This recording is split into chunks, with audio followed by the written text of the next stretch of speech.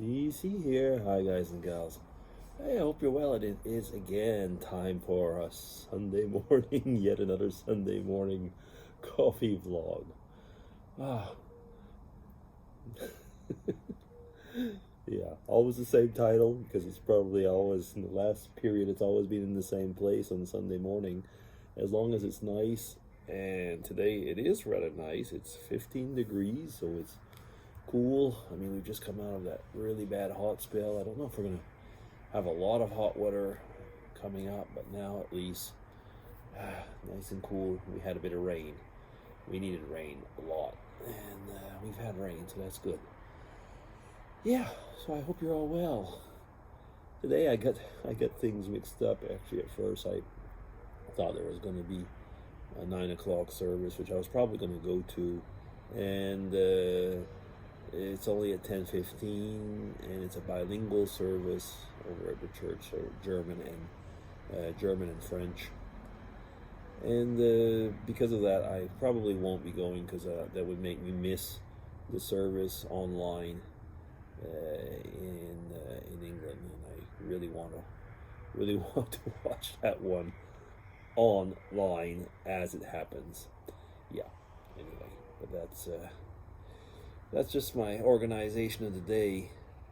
You know, I was reading something this morning about being between two situations and being attacked on all sides and so on. And I was thinking, that is often what happens when you're maybe in a workplace or even in a I was going to say a family or a friendly confrontation, and you're the intermediate. Have you ever noticed that? You know what they call mediation.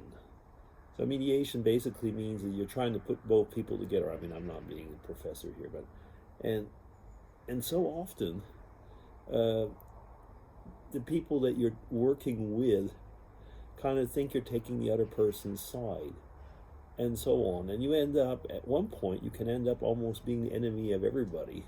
Has that ever happened to you? I mean, I've had that happen a few times, where actually, I think like in university or stuff like that, I kind of like acted the go-between person. And finally, after the two parties got together, they mostly didn't chat with me anymore. I was told once by someone, and it's probably true, is that when you know everybody's dirty laundry, when you've seen everybody's dirty laundry, nobody really cares for you having you around because you are the one that knows everything and could be saying things to everybody about everybody. Does that make any sense? Oh. Yesterday evening, oh yeah, it was in the evening, I did Dave Nicholson's 10 question tag, and there was an interesting, or kind of amusing, because it's a bunch of random questions, and I guess he has a data bank or something, he told me once, where he pulls them out. And there was this first question, about what would be the first thing that you would say, or first question you would ask if you came out of a 100-year cryogenic period, so you have been frozen for whatever reason. I suppose usually it's for health reasons that one would think about that, or not the age or whatever. And somebody answered, where's the bathroom? I need to pee.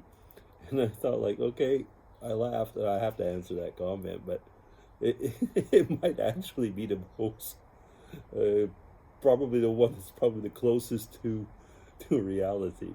I mean, here you are, you're trying to think about what would be something maybe profound that somebody would say, and probably it wouldn't be profound at all. It would probably be related to, one of your basic needs. I'm hungry, whatever. So I smiled and I thought, like, that's probably spot on. Oh, geez. I have noticed, though, how much, well, I mean, the way the world is right now, and I was just talking about mediation in the beginning, and if you're in a workplace and you're going through, I mean, meaning you in the very plural sense, so the workplace itself is going through a rough patch or something like that, how difficult it can be to overcome, the negative vibes. And really, I mean, if you want to go ahead in something, there's nothing worse than being in a situation, in a medium where all that you can seem to see around you are negative situations, negative vibes. I've worked in places, where we've had extreme stress, and but we had extremely positive vibes. Basically, people were all pulling in the same way and trying to get something done, and it usually worked. And I've been, of course, in the completely other situations where everybody was tearing each other apart, thinking like, this ship is sinking, so I want to be certain that I have a life jacket, or I'm going to be on the boat, and be rescued or something like that.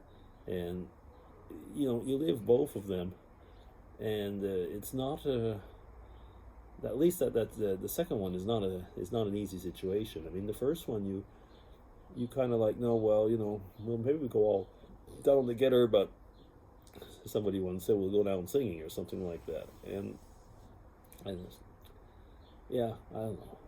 The world these days has a lot of negativity. I mean, not too long ago, there was a situation on social media where people were tearing each other up again, and I was thinking, like, yeah, we don't need that. We really don't need that.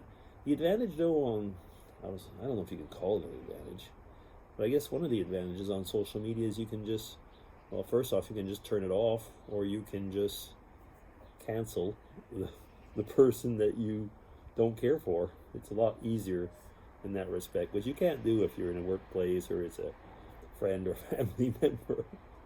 So there are some advantages, aren't there? That's probably why, I mean, that's one of the reasons people, I guess, enjoy social media, because they can be really nice and they can be really mean, and it doesn't matter. The thing is, people don't realize is that it actually does matter. I've seen and heard, people going through actual really obsessive. Obsessive in actions and reactions on social media, where people have actually become sick, where they just couldn't take it anymore. They could only think about that all the time, and it's a really, actually, social media at times can be the portrayal of, sticks and stones don't break my bones, but can break my bones, but your words can't hurt me, or whatever it was. You know the one. And we all know how crazy and stupid that saying is, because of course sayings and words can hurt you so much more bodily, actually, and, physically in a way. So yeah, how did I get there? I guess it's just this whole world climate right now. I read on a tweet this morning, yeah, about in England, how the price of milk is going up to a point where people are not able to buy some of their basic dairy foods or stuff like that. Food basically in every way.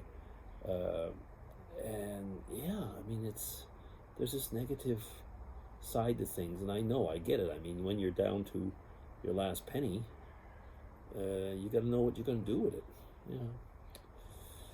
Oh wow, I didn't think I was going to end up having a negative log. Here I'm talking about being positive, and I'm being negative. Well, I like to finish with a smile. Anyway, it's coming up to 10 minutes, so I'm going to say, hope you have a great Sunday, a nice, restful, blessed Sunday. Take care, buddy. DC signing off.